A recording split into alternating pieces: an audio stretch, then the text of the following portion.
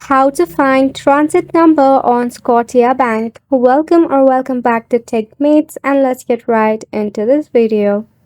For this, you can download or install your Scotiabank mobile application. It is easily available in your Play Store or App Store. Once you have installed it, make sure to log in into your Scotiabank account. At the top in the dashboard, you should find the option of Manage next to the three-dot icon. Select on the Manage option.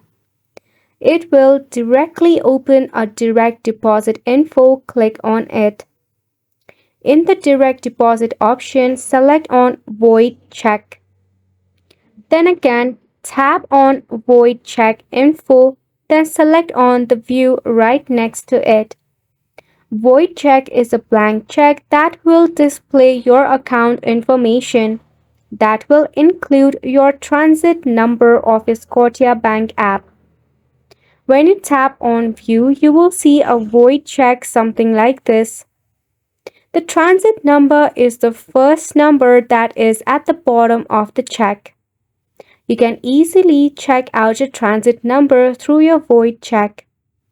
Also, if you want to check out your institution number and your account number, it is the second and the third number as displayed here.